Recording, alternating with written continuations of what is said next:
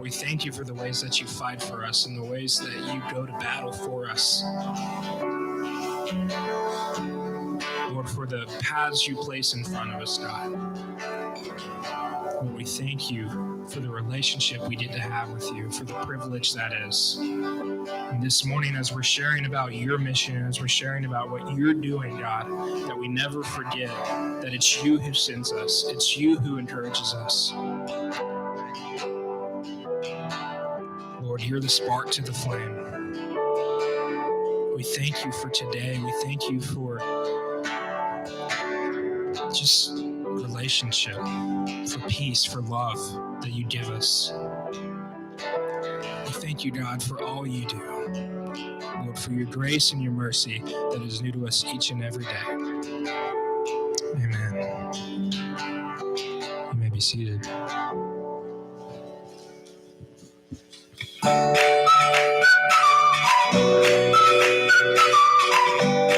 Good morning and welcome to Abundant Life. My name is Aaron Swift, and these are your video announcements for Sunday, July 18th. If you're a young adult, we would like to invite you to a Bible study that meets every Tuesday evening at 6:30. For more information, please give Pastor Luke after service. Today is the last day to sign up for Youth Camp. Youth Camp this year is August the 6th through the 8th. It will be free to all youth that want to go. Our theme this year is Right Mindset. For more information and to register, go online to our event page. Remember that there are no Wednesday evening gatherings for this month. This includes kids, youth, and adult gatherings. We will start gathering back in the month of August. Home fellowships start today. Here's the pledgers with more details. We want to invite you to a summer home fellowship at our house, 107 Foxtail Drive in Mooresville. It's happening every Sunday evening starting July 18th, and everyone is welcome.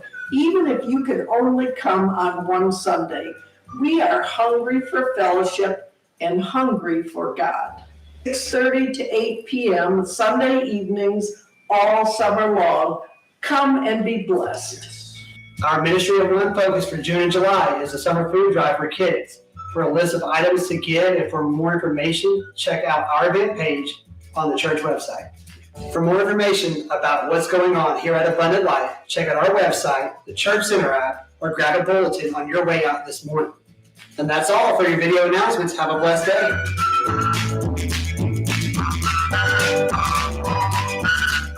Good morning. So good to you guys look great today. Everybody looks nice and handsome and beautiful and all those other adjectives that you should use. And you really do. I don't just say that. It's good to see everybody. We're in for an exciting day today. You know why? Our Alaska team is back. Can we welcome them? So I don't want to take a whole lot of time, but here's what I want to say, and welcome to everyone who's joining online too. I think you're going to enjoy today just hearing what God did in Alaska. But I want to challenge you with this as the Alaska team is making their way up here now. You guys can come on up, and girls. We're going to invite the whole church to go next year. Is that okay? Can you plan that? They pay for it. Well, yeah, you got to pay for it. I mean, start raising money now. I'll get to that a little bit more, but I want you to listen to what these guys were able to experience and these girls were able to experience this year, and allow the Lord to speak to your heart. And you know what? The reality is we probably can't all go next year, but maybe you can be part of giving. And so I want you to pay attention. Listen to the Holy Spirit speak to you today as you just hear the testimony, as you see some of the pictures. And I guess if you did not get here in time to see the rolling picture, there's a whole bunch of pictures. We'll put those on Facebook a little bit later on. Can we do that on our website or something? Just on Facebook mainly? Okay, we'll get all that stuff taken care of and maybe email it out this week so you guys can see all the pictures that you're not going to see today. And as a matter of fact, Jake, maybe, Brandon, maybe we can roll that as we're being dismissed today again, and so people can see all the pictures. Amazing, amazing stuff. I am making plans to go next year. And so, again, we'll talk about that later. So I'm going to turn this over to Luke and to the team, and so they can tell us what's happening in Alaska. Thank you, David. Well, we're back. We, like I was telling last services, this is a lot later than what we're used to getting up towards back on the island. We were getting up around 2 to 3 a.m. Some mornings 4 o'clock on average, but so we're a lot more awake today, wouldn't you say? We've all had time to rest. Yeah, they're like, yeah, we're awake. We've all had some time to rest and recoup, but we are so excited to be back. We had a great trip, and I just want to give another hand for this team and how hard they worked. Super proud of you guys. So we're going to show a lot of that in this presentation, and so we're going to jump straight into it. As you can see, this is our team. You can go on to the next slide. Where did we go? We went to Alaska, obviously. Prince of Wales, to be specific. So if you've ever seen a map of Alaska, there's a stretch of islands that comes down. That's Southeast Alaska, and Prince of Wales is one of the islands down there in Alaska. You can go on to the next one. We went to Kaufman Cove, which is on the northeastern about part of the island. It's got a residence of 500, maybe 200. And that's not one of the smaller ones. That's one of the larger ones, probably in the top 5. But that's on the northeastern part. So you can go on to the next one. To give you an idea of how to get to where we went, we had to get a ride to the airport. So thank you, Dean, Mr. Stowe, and David for taking us and bringing us back. Then we flew to Detroit, had a quick layover. Then we flew to Seattle and then to Ketchikan. Ketchikan is one of the islands down in that. It's one of the bigger islands, one of the bigger cities in Alaska. From the airport, you have to take a ferry across the water to mainland Ketchikan, then a ride to the other ferry on Ketchikan, and then another ferry to get to Prince of Wales Island. Once we're in Prince of Wales, we have a 2-hour drive to Kaufman Cove. I was ready to get there, so I did it in about an hour and a half. But there's not as many cops there on the island. I'm just messing. But so it's a long trip. It was about 22 hours on the way there, and a couple of people timed it on the way back. It was about 26 hours. So long trip. We're already talking next year. For anyone who wants to go, we're going to try and do direct flights. So don't worry about that. You can go to the next one. So to give you an idea of how big Prince of Wales is, you can see the island with the line across it from the north to the south end of the island. It's 131 miles. To give you an idea of just how big that is, you can go to the next slide. That's the same distance from downtown Charlotte to downtown Raleigh. Okay? Not too big, but they don't have interstates on the island, so it takes a lot longer to navigate things. There's not as many paved roads.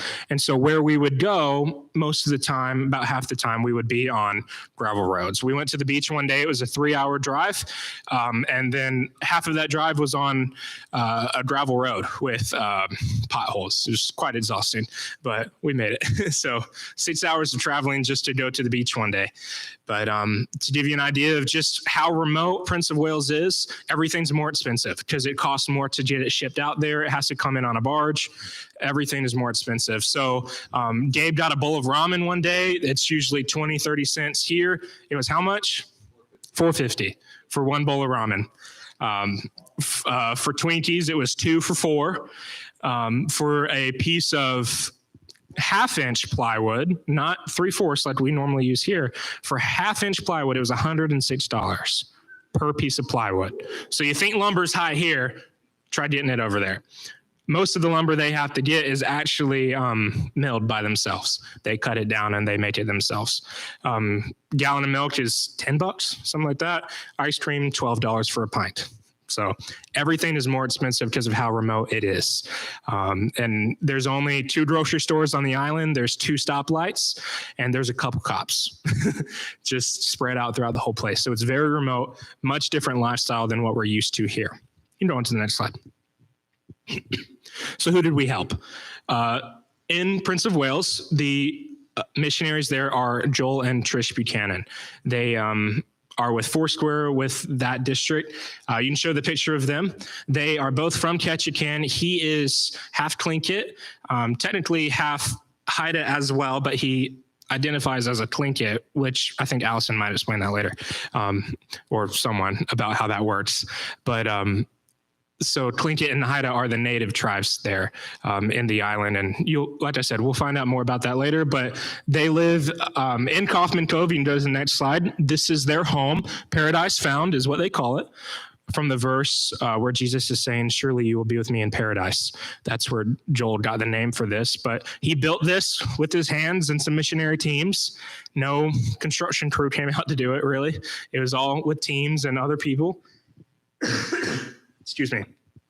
And they have, you can go to the next slide, and they have a cabin, which is overflow for guests and missionaries. And then on the other side is their wood and tool shed. It's a beautiful place, absolutely amazing. It's near the water, not very far from the ocean. You can see everything. You can see cruise ships coming by, whales, if it's the right time of day. It's absolutely beautiful. So you can go to the next slide. So just to give you a little bit of information about Joel and Trish. Joel is an electrician. He is scheduled to retire at the beginning of next year, but he still works full-time in Ketchikan. So he only gets 1 day on Prince of Wales Island. He commutes back to work Sunday, and he works all 5 days, comes back Friday night. And so he only gets 1 full day on the island to do any type of chores. So a lot of us have the whole weekend, but he doesn't really get that. So Trish works in one of the 2 grocery stores on Prince of Wales Island. Her commute is 57 miles. So every day she drives 104 miles to her job, and she works full time. And then any work that she can do after her job, she does around the house. So to give you an idea, they are very busy people. There's not really any time for downtime or being lazy. It's go, got to stay on top of the next project. It's always something to do. And so teams come in, primarily for the past 2 years, we've been able to come in and support them to take the work off of their backs, essentially, doing a lot of the stuff they would have to do throughout the year. But now they have all of that time, one, to catch up, because we all got behind on COVID, right? Everyone got behind. And then 2 years ago, Trish was doing wood and like hauling around rounds. She dropped a round and crushed her foot. And so she was out for a whole summer, which is where they gather wood. And that was a big deal. They're still playing catch up, to give you an idea. So the work that we do, a lot of what we do is coming to supplement anything that they have to do, take it off their hands so they can be more of a presence in their community. And because we can help out, but the boots on the ground are really the ones that make the impact, right? So what we did was mostly missionary support. So what work did we do? First slide. Chopping and stacking wood. That pile was waiting for us when we got there. Me and Gabe split, and Nathan helped to stack. It was all done the first day by noon. It was a lot of work, but we had fun. You can go to the next picture. Big rounds. A lot of stuff to carry around. You can see in that picture just how much they have on each floor. They have to rotate it because it has to dry out. Otherwise, you're burning wet wood, which builds up nasty gunk in the stoves. It's better to give it on a rotation, let it dry. And so that was one of the things we did the first day. You can go to the next slide. A big project that all of the girls worked on was staining. So like I said, you saw their house. It's near the ocean, and it's Alaska. So there's a lot of more intense weather. The winds, the cold and heat differentiation, the snow, primarily the rain. There's a lot of rain up there. And being just off the ocean, all of the sea spray, everything that's coming hits their house. So an important thing for them to keep their house from breaking down, molding, rotting, is to get a good heavy stain on all of that wood, because it's not treated like we normally get. They have to treat it themselves, because otherwise it's way expensive. And so the way they treat that is a lot through stain. And so one of the big projects the girls did over 4 or 5 days was to stain the decks, the porches, and the rails. All of their knees hurt by the end of the week, but they did an amazing job and they worked hard. I had a team that went the first year. We worked for 2.5 weeks, and that was one of our main projects. And we did the same amount of work as what they did in about 5 days. So they did super with how hard they worked. Next slide. A big project Nathan tackled, me and Gabe helped out with, was brush removal around the property. The girls helped to forgot. Allison calls them shears, but so that was one of the big projects, because that stuff gets grown, it's overburdened, and it prevents you from being able to get trucks around, maneuver around the property. And so that was a big project. They have a large piece of property, and the weeds were 4 feet practically at points, and it was a lot to take down. So a lot of weed eating. A lot of what we did was helping to get that. So that was one of our big projects, was to supplement that. And to give you an idea of just how hard Trish works, is she drove 57 miles, had her full shift, drove 57 miles back, then still did 2 to 3 hours of weed eating when she got home one day. They're super hard workers. They can't take a break, really. Next slide. To give you an idea, that's the back of their property. You can see where some of the weeds are still tall, but that was kind of a progress picture. But the boys did a great job with weed eating, all of that stuff. Next picture. So one of the opportunities we got to do was to help in downtown Kaufman Cove, which is a big deal because we were able to just show up and without any expectation, just give.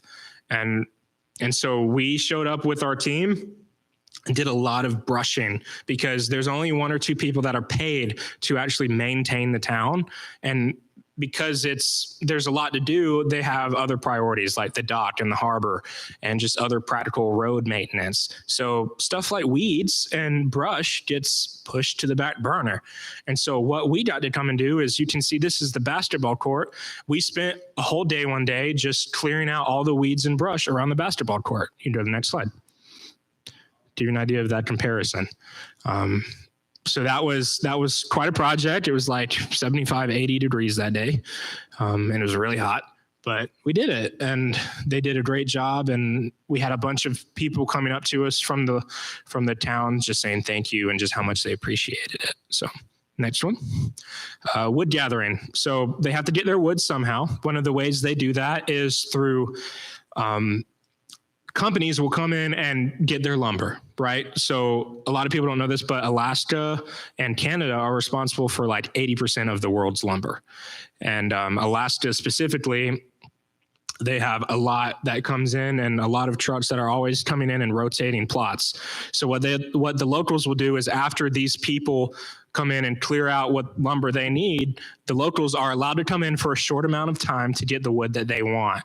Stuff that might have a crack down the middle or might be too twisted, that can't be used for lumber. So, but it's perfectly good to burn. And so what the locals come in and do is they chop up what they need and they haul it off. And so one of the things we did on one day was we spent the morning going up to one of these mountains and finding trees and throwing the rounds down the mountain and loading them up. You can go to the next picture to see just kind of how many we got for one morning. This was about 3 trees worth. There's a smaller tree up there in the back, but these are some big rounds.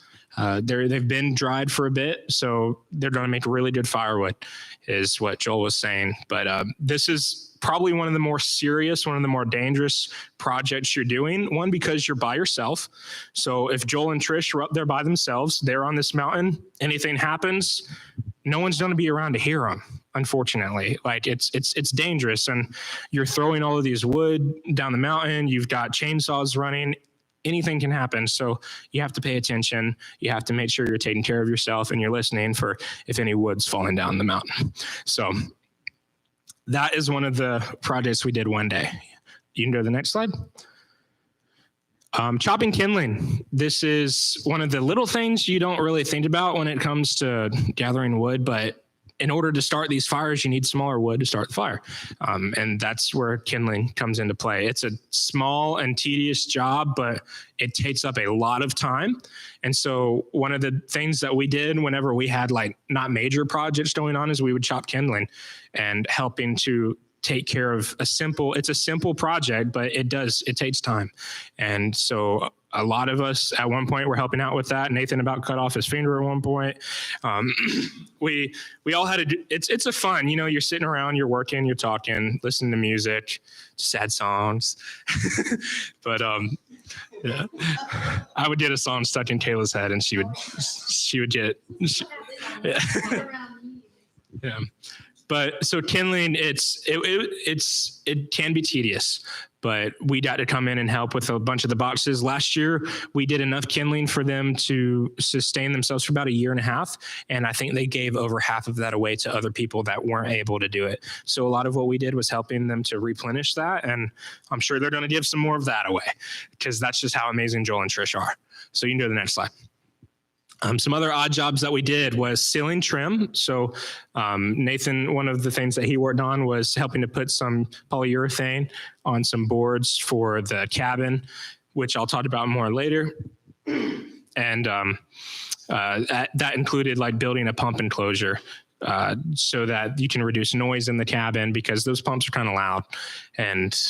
And so that was one of the things that he did. I helped to install some insulation board in one of the cabins because it does get so cold that pipes can freeze. And so you have to insulate all of the walls, especially thick where there's like water pipes running like in a shower or something. So that was one of the things we did. We painted some hinges for the pump enclosures. Some of the girls got to gather, are they salmon berries or sand berries? Salmon berries, yeah. I always thought they were sand berries, but I'm like, they're not from sand. Anyways, so they're salmon berries. They're kind of what'd you say? Yeah, they're not from salmon either, yeah. They're kind of salmon colored. So I think that's where the name comes from. And they said they kind of taste like raspberries. But I think some of you ate them with ice cream. Is that right? I didn't get a chance to try them. So that was one of the things we did. And then just a couple other odd jobs. And then, of course, the next slide, fishing. So we spent 3 days fishing. One of the days we were at Luck Lake. It's a beautiful place. It's actually in one of the national parks. We fish for trout primarily. Got no bites, absolutely nothing. So it was a bummer, but it's all right. That's what happens, right? When you go fish, expect to not catch anything. The next 2 days we were on the water, on the ocean, mostly in inlets between islands, because there's a bunch of little spotted islands. And we were primarily looking for salmon and halibut. And so the ways you do this is to catch a halibut is you lay a skate that sits on the bottom of the ocean for a couple 100 feet with bait placed apart about it, and they come along, swim by, and they get hooked on it. Yep, and then they wait until we pull them up. And for salmon, you do trolling, which is just kind of puttering along and just trying to keep it at a certain level to catch them. Again, we didn't really get much of that from the reels, but we did catch 3 halibut on the skate. You can go to the next picture. So the one I'm holding on the left is 60 pounds. The 2 on the right, the one that Joel is holding. So to give you an idea, Nathan, how tall are you? 6'3". You can see the fish next to him is up to his shoulder. And that fish was 59 inches tall, and it was 103 pounds.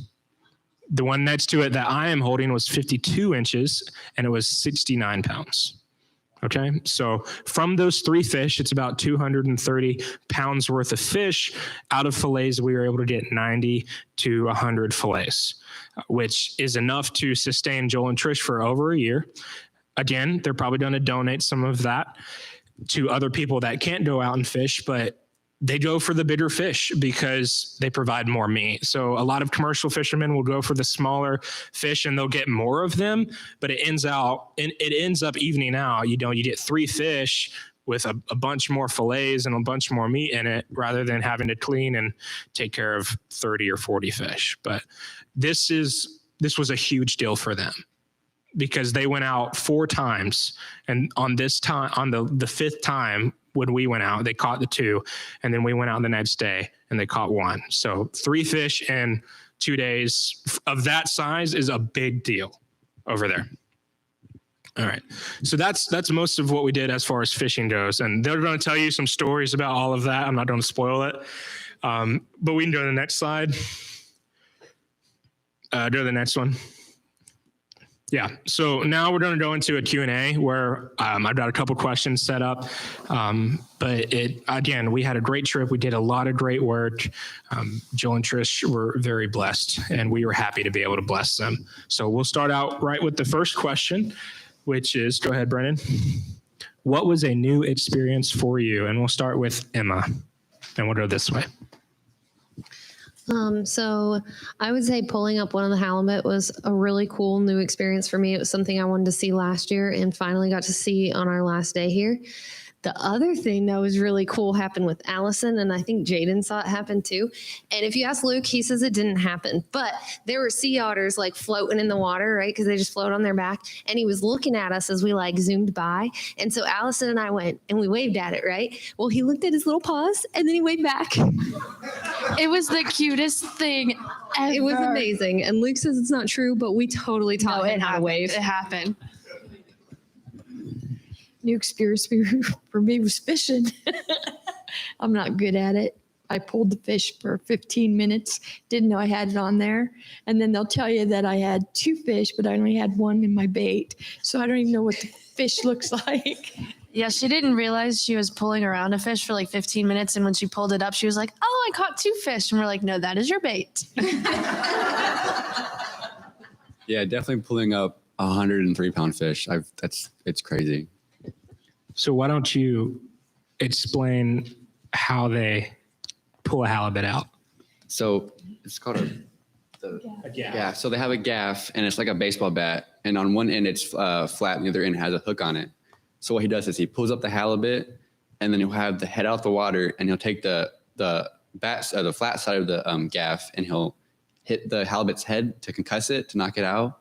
Then once it's knocked out, he'll take the hook side and hook it in the gills and pull it up on the boat.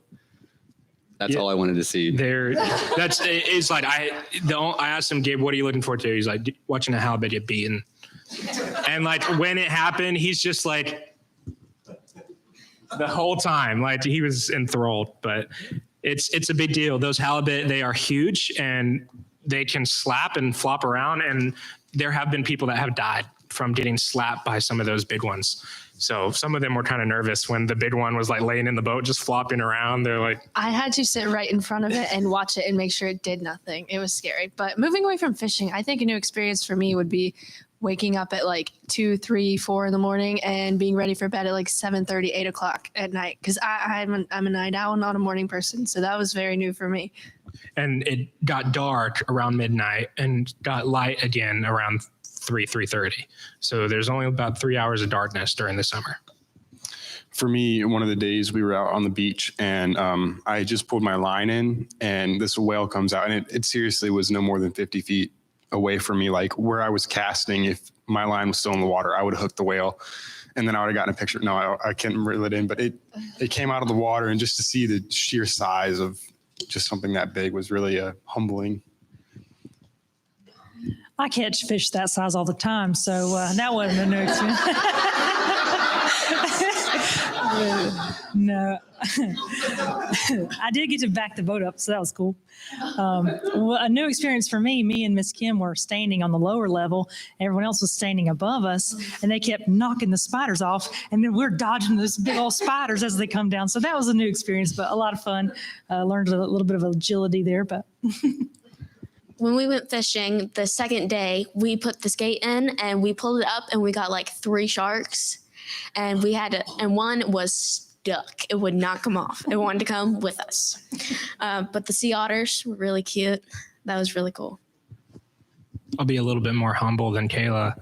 A new experience for me was I didn't catch a thing on this trip. No bites. Like everyone was getting rock cod and other things, stuff we couldn't keep. And I got nothing.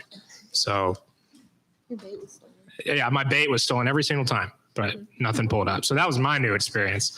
But Kayla was taking all the fish. So. Well, I paid a man. Yeah. Underneath the boat to put fish on my line. Try that next time. Awesome. Cool. Well, next question is, what was one thing you learned about the culture? So whether it's Prince of Wales, Alaska, Native culture, what was one thing you learned about the culture?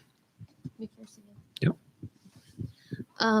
I think I would have to say just like the respect in the culture, respect for each other, your histories, your stories. It just means a lot down there, and they're really careful to respect each other and where you come from and respect your elders and leaders and everything like that. So, I keep getting I have the mic. Mine was eating. When we would all be around the table and we would pray or the counter, and then Joel would just say, "Elder, and it's like, oh, that's me. And Kayla got to go next because we were the oldest. Elders, not elderly. So there was one night after our Bible study, we did Bible study every night. Joel showed us a video about explaining a lot about the totem poles and stuff. And so after the video, he told us with the totem poles, there's a story behind every single totem pole, and only the storyteller or somebody from the family that knows the story is allowed to tell it. So like if they were to tell me the story, I couldn't tell my dad because it's a big respect thing down there. So I thought that was pretty cool. Yeah, definitely the respect thing. And then Luke kind of shouted me out for talking about this, so I guess I'll talk about it. Joel is native to Alaska. He is Tlingit, but actually he's half Tlingit, half Haida. His dad was Haida, his mom was Tlingit. But since it's a matriarchal society, which that's the part I learned, he follows his mother's lineage. So he can tell, like you were saying, stories from his mom's side. He can tell about that stuff, but he can't talk about his dad's stuff. So I learned that. I think the biggest thing I learned was, many years ago, back in like the later 1800s, something like that. 1860s. 1860s, 1870s. Whenever the U.S. first bought Alaska and started sending missionaries in, is this better? Started sending missionaries in. The missionaries ripped their kids out of their homes and put them in schools and basically forced religion upon them, and almost to the point of where these Native Americans, their culture was no more. And throughout the last 50, 60 years, we've had missionaries coming in and bringing that culture back, which is really cool to see, restoring that relationship. So I learned that the missionaries were mean. Still what I was going to say. Just to second what Nathan said, just that when the missionaries first went in, they went in with a spirit of piety instead of a spirit of love, and they really ruined relationships between the Church of Christ and all these Native people who obviously we were supposed to be bringing good news, not killing other people's cultures, and they came in and they didn't listen, and they didn't take anything that they had to say into account, and they burned their totem poles because they thought they were worshiping demons, when in reality, if they'd listened, a totem pole is akin to our gravestones. It's a thing of respect. It tells a story about someone that's died or something that's happened in the past. And so they took their history and their culture from them. And so they had such a terrible view of missionaries and just a bad taste in their mouth. And yet to see, Luke has a video, if you guys want to watch, about what the Foursquare Church has done in the past for them, and how God has redeemed himself and missionaries in their eyes, just because we come to love and to serve without expecting anything in return. So they have a thing called a potlatch, and it's where a big group of people cook a bunch of food and they give it, and they invite a bunch of people and they all eat it and come together and just have a good time. And I didn't know that they did this. I didn't even know it existed before this trip. Yeah, so a bunch of what they talked about is the Native culture is very respect-driven, a high value in elders, and the council, their older elders, basically, respect in family and in history.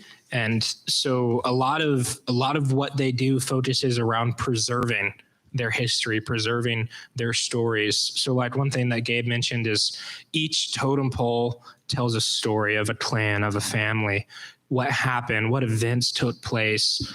There's a lot that goes into it.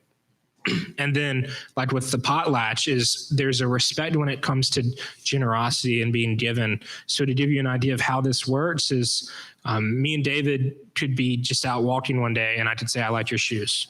In that culture, he would feel obligated then to give me his shoes, whether they fit me or not.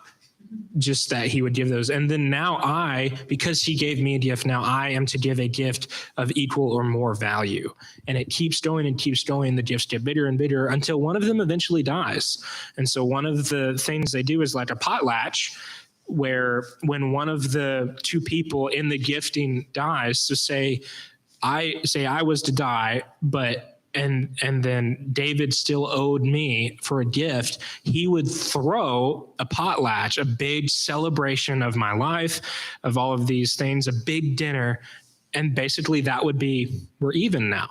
And it's not out of a obligatory sense, it's out of a sense of giving and generosity.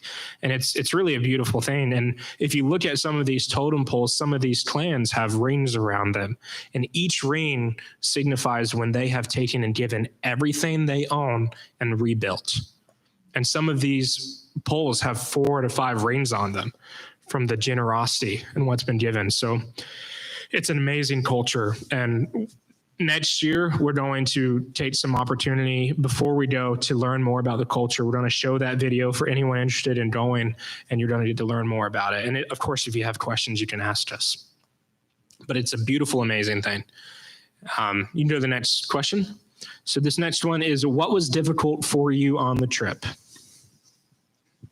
I'd say trying new foods. I'm a very picky eater, and they eat some different things that I'm not usually fond of eating. But we went to this community dinner on the 4th of July just to celebrate, and they made what was called paella, and it was really good. It was like rice and veggies and a bunch of seafood, and I was really nervous about that. I didn't want to turn them down and offend anybody, but I was like, I don't like that seafood. But I tried it anyway, and it was really good, so I liked it. Mine was the trip itself, in the plane, sitting for hours, at the airport for hours, walking around waiting on the next plane just to be told that we got an hour delay. So you just sort of go with it. Other than that, the trip was awesome. Probably having to wake up at 4 or 5 in the morning because I'm not a morning person and it takes me a minute to wake up. I second that. Also, getting sick and having to continue to work was hard. And then the sun never went down. I mean, this is kind of stating the obvious, but the most difficult part on this trip was dealing with Kayla. That was That was a blessing. I think I heard an amen back here somewhere.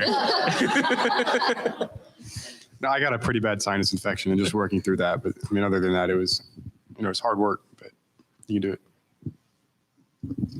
Speaking of hard work, it's difficult for me to keep up with these guys because they're all trying to outwork you. So then you've got to feel like you've got to work harder. And so, but we got a lot done. But yeah, the trip out there was pretty difficult, or the trip back. We were traveling for like 26 hours at a time. So that was pretty hard, but we all worked really hard and had a good time. Definitely trying new foods and the traveling, going to the beach, hitting all those potholes. Yeah.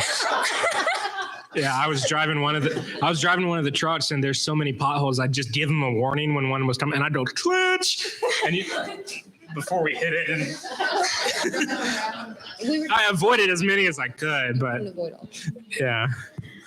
Well, the traveling, it was like 26 hours. We were exhausted. It was terrible. Yeah, the difficult thing for me was being sick and still working hard, because Emma can attest, when I get sick, I'd like to be babied and get fully recovered, and I didn't get that chance. So working through that was probably difficult for me. But yeah, so next question. He's a big baby. Oh. How has your worldview changed? So your perspective, your way of life, things that you might have not realized beforehand or that you're thankful for now. How has your worldview changed? I would say, going back to what I said about learning something from their culture, just respecting people, respecting where they're from, their history. We might not always view things the same way. Like in my culture, if I compliment your shoes, that's cool. Just say thank you and we're good. But that would mean something in a different culture. And so just appreciating other people's cultures, really having that respect and keeping an open mind. There was something else I was going to say, but I forgot. So. Okay, so my worldview has not changed. I'm there. It's nothing new. It's not better now that I'm in it. Yeah. I guess Caleb changed it. So Joel works on Ketchikan, so he has to take a ferry ride every Sunday, and he's only home one day a week. That's Saturday, and he does not take a break. He does not stop working on his day off. He has to go out and get wood and stuff. He has to go back to work and just doesn't get a day off. And I don't think I could do that. Yeah, I'm definitely very grateful for civilization and living where it's not super remote, because they have to collect their own water, rainwater, so they can take showers, drink water, that kind of thing. They have to go out and get wood to heat their house. Like, I like just being able to press the button and make my house hotter. So the perspective was a big change. I'm very thankful for where I live now. Yeah, I went last year, so I already knew kind of what to expect. But just a reality check is just going there and you're literally in the middle of nowhere, and they're surviving. There's no hospital on the island. They have to go get their own food.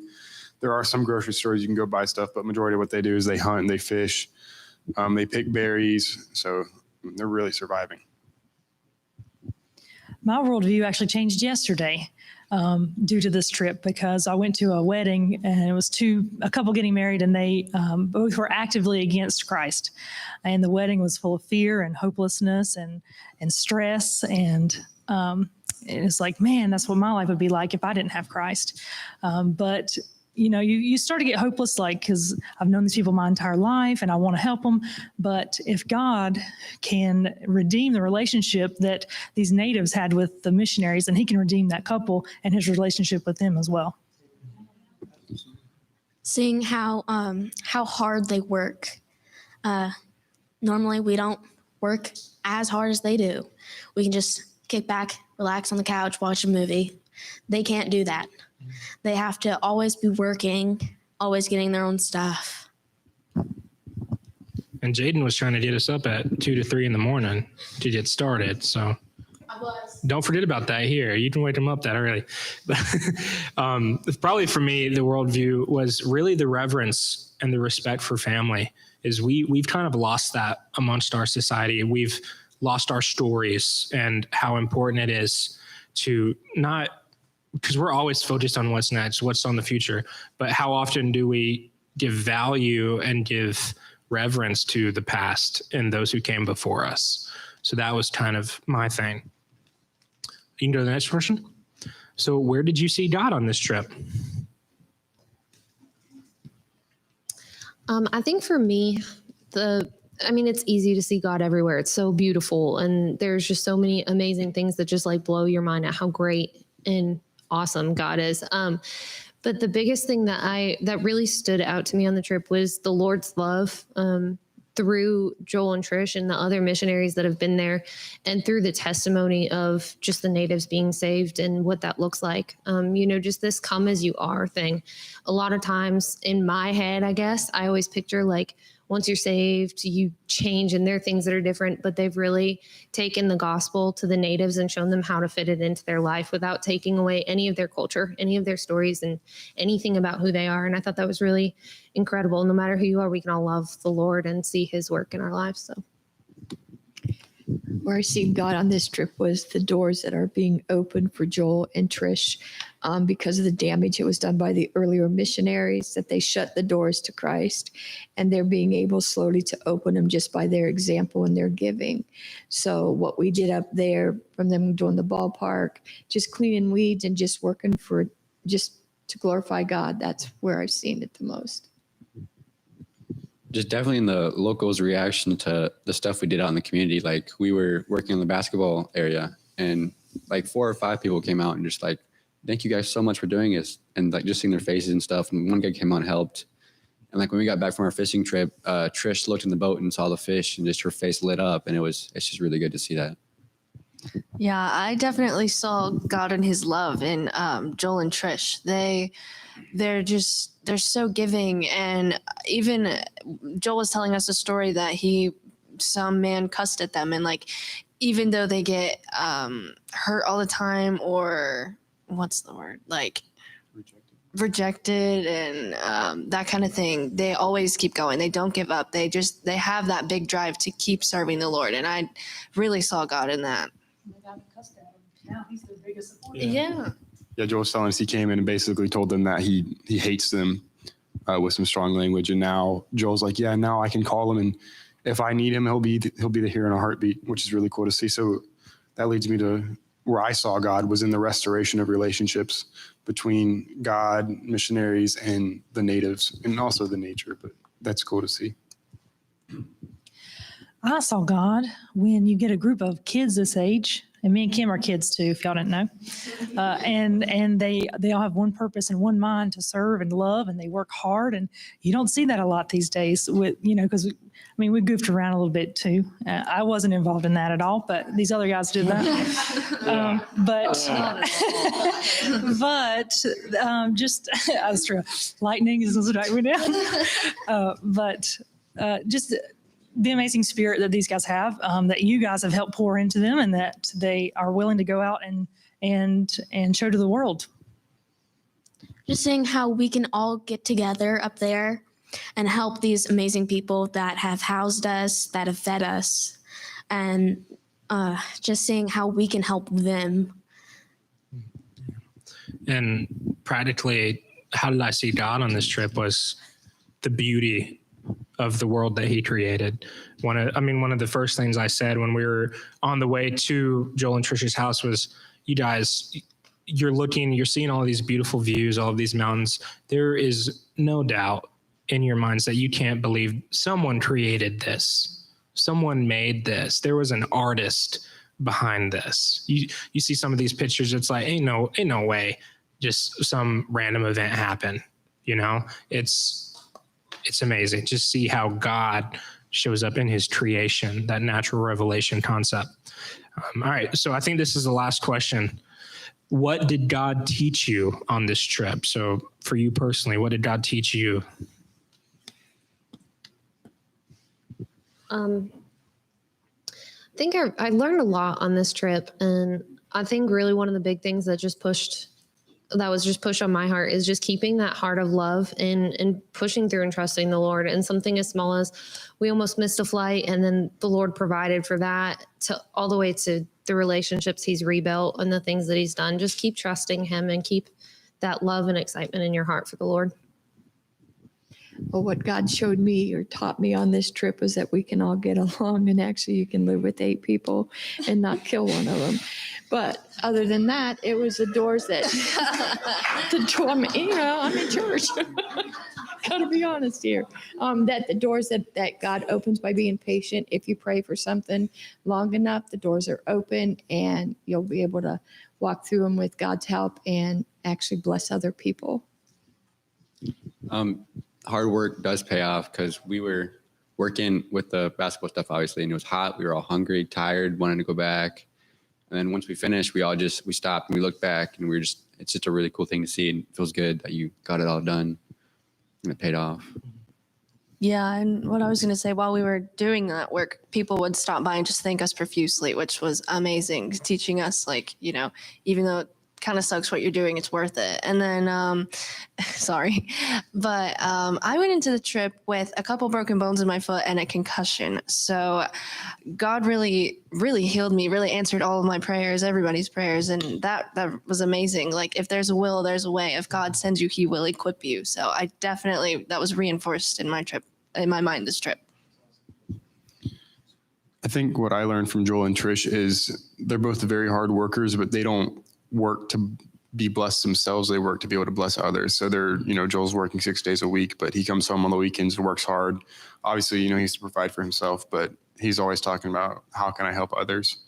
So work hard so you can bless other people.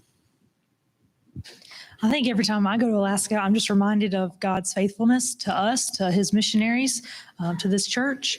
He, like Joel, has so many stories about how people have just showed up when in the nick of time when he needed something, like he needed concrete poured, and all of a sudden this guy walks down the road and he just wants to help and happens to be a professional concrete person. And then last year I had learned how to tile like 2 months before I went. And they're like, we need someone that knows how to do tile. I was like, oh, that's me. And it's still standing. So I did a pretty good job. I had to go check, did that fall down? But that's probably more of God's faithfulness than my skill there. But yeah, when they need something, he provides. And then and God's faithfulness is shining through in them as well. We've helped fill up their storehouse, and throughout the year, He continues to bless other people with it. Just being thankful for what we have. Like, we don't have to travel 2 hours or 5 hours to go to work. We can just go like 30 minutes maybe to work. We need to be more thankful for what we have, because, you know, it can be taken away in 30 seconds. It's going to take more than 30 seconds for us to fly you back up to Alaska. I think practically what Emma shared actually sparked something in me that throughout the whole trip, on the way there and on the way back, I was so stressed because I was worried that we were going to miss our flights, that we were going to miss this, we were going to miss that. And I had responsibility for this team. I'm so worried that I'm not going to get them where they need to be. Someone's going to get lost. Someone's going to die. Like, all of these things. Like, and I just realized, like, even in just what Emma just said, is God kind of called me out and said, lean on my understanding. You need to trust me. You need to let it go and don't worry so much. Just let God take care of it. Just if you're trusting and relying on Him, He's going to make it work out. So I think that was the last question. Is that right? Yep. And so now the challenge is now turning towards you guys. This question is for you. You can go to the next slide. Is how can you be involved? So practically speaking, the first one, you can go to it, is come with us. So next year, like David said, he's already planning on trying to get there. We want to just show up, and we want to absolutely just overwhelm them with the hands they have and just help out in amazing ways. So maybe you've heard about this trip and it's sparked something in you. Yeah, I can chop wood. Yeah, I can make kindling. I can gather berries. Or we have some other opportunities coming along, such as new construction projects. So there's potentiality of working in a school. Church restoration. There's some leaks in a church in one of the towns we could potentially be helping out with. Fishing and skills camps. So going out teaching people how to fish, teaching people basic skills like how to gather wood, how to change a tire, how to change oil, stuff like that isn't being taught, essentially. And then one that we're really excited about is doing a VBS or some form of kids outreach on the island. So that's a completely different team, right? Like, I'm more fit to chop wood than, to dance around and wear a silly costume or something like that. Like, everyone has their different skill set, and this is a completely different skill set that you might fit into, that you might be able to say, I can do that. I'm great with kids. I can do that. And so that's the practical way, is you can come with us. If you want to know more, if you have more questions, you can always contact me. I'm available. They can probably answer some more questions for you, but we're in the early planning stages of next year, but we're looking at hopefully sending a much bigger team next year, potentially 2 teams, something like that. So just to give you an idea, start planning and start praying and asking the Lord, is this something that I can be involved in? Is this something that I can help with? Because I guarantee we'll find a spot for you. The next thing, you can go to it, is on a practical sense from here is one of the needs that Joel and Trish have is to finish their cabin. So it's the Leth building. You can just barely see it in this. But this cabin, like I mentioned, is actually, primarily used for overflow for their missionaries and for guests. So we were all able to fit in their house, but if we had any more people, we would probably have to overflow into that cabin. The team that came before us was 25 people. So they filled up their house, overflowed into the cabin, and then overflowed into the church. So all the boys ended up sleeping in cots at the church. So this overflow space, its primary use is for missionaries, is for overflow for missionaries. The secondary use is they use it as extra income. They use it kind of like an Airbnb. If there's not anyone staying in it, they'll rent it out for someone that might want to come and fish or stay for a couple of days. And so it's used as almost like a rental property. It's a secondary income to help subsidize anything that because they have bills, they have mortgages, they have to pay all of these things, they have to pay for gas, stuff like that. This is extra income that helps them to do other projects and give back to their community. And then also attached to the cabin is a storage space that is used for fishing gear, for tools. And to build this up and to finish it, it will allow to keep all the tools off the ground, away from the weather. It will allow full insulation and siding to finish. And like I said previously, is the wood and the lumber there is a lot more expensive. And so it costs more for simple things like plywood, for lumber. And so the cost that they need to get all the materials, to get everything shipped in, is going to be about $2,500 in order to finish this cabin. Excuse me. And there are other projects after this. Say that money is raised, that money is met. Well, there's a new pump that they need, a spare pump in case one goes bad. It's going to be weeks before they get a new one if something goes wrong. A fish cleaning station, a gazebo just for spiritual renewal, and a chainsaw mill. There's all these other projects that it's like, okay, this is done. What's the next? What's the next? So that's practically how you can be involved. I'm going to turn it over to David for the rest, but I do just want to say thank you again for letting us share and letting us speak about an amazing trip and how God moved. So.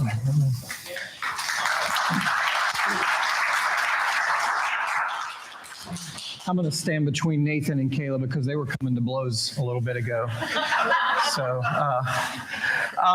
So practically, you know, how you can get involved. You saw the amount that's up there.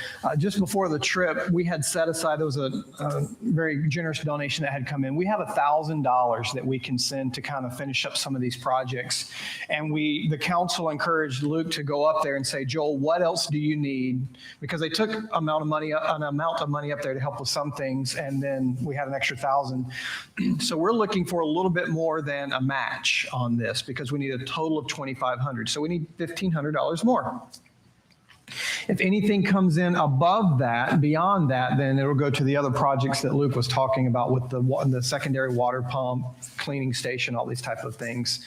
So I want you to pray about that. Be sensitive to what the Holy Spirit would say to you. What we can do is, if you want to write out a check, just make it to Abundant Life. And the bottom, we said Alaska Cabin, right, in your memo line. If you go online, I think there's an Alaska Missions tab already there. So if you go online to give through the church app, or online if you're watching and you want to go to abundantlifemooresville.org, there's a give tab that you can click on. And then where it says, how you want to give, how much you want to give, there's a thing that says General Tithe. There's a drop-down menu. Do the drop-down menu and click on Alaska Missions. So you can do it that way. But so we need 1,500 more. Anything above that's going to go to the other projects that aren't listed. And so get financially involved. Pray about what the Lord would have you do, because you can see the work that's happening. And I would love next year to shut Abundant Life down for one Sunday so that we all go. That would be fun. A church trip. We would have to charter a plane. Who would fly it? Oh my God. She said dibs. Well, No. and to give you an idea, for 24 people, the team that came before us, they had to rent 4 Suburbans to just carry everyone around. So I mean, if we show up with a force like that, that's awesome. So the reality is, we probably all can't go. Mr. Stoke could drive his Suburban up there. Dean. Yeah. You'd have to leave really early. But so realistically, we probably all can't go, right? But and this is all in the early stages. I would like to make this potentially, and I want to talk with Dean and Rachel about this. They're our missions directors, and I'm just laying this out, right? Because I don't know if it's going to happen or not. I would like to make this our primary trip next year, even to see. Maybe it's what we do. I don't know. You guys pray about it, Dean and Rachel, and see if I'm on tab. I mean, I'm kind of laying this out, accountability to the whole church too, but let's pray about that, guys, and see if this is where the Lord would direct in our missions department, because VBS, Rachel, VBS, all these things that are going on. And so where can the Lord lead us? And you see mostly young people up here.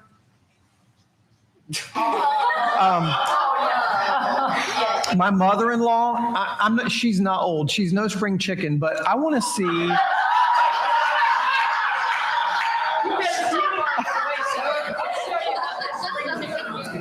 I want to see more folks who, not just our young folks who are going, seasoned folks who can go.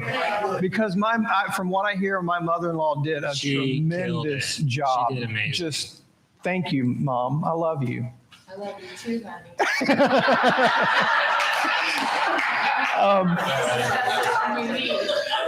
Yeah.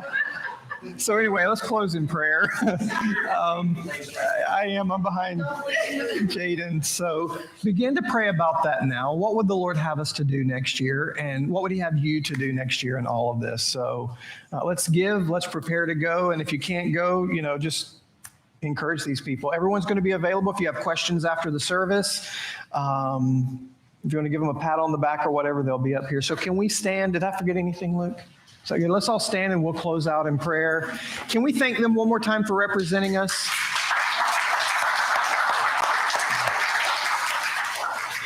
All right. Well, Father, we thank you for what we have heard today, how we've been inspired and encouraged, even where we are, just to look around and see the goodness of God. And Lord, how we can look to each other and to love one another even more. And thank you for the lessons that they learned and that they've brought back to us. And so, God, we're in such the early planning stages of this. And I just sprung that on Dean and Rachel too. But Lord, will you guide us in what our involvement is into Alaska next year? And we just look to you. We trust you. We thank you for your goodness. In Jesus' name, amen. Stash and I love you. You're dismissed. Have a great Sunday. Don't forget tonight, 6:30, the Pletcher's house. I'm going to be there. We're going to have fun.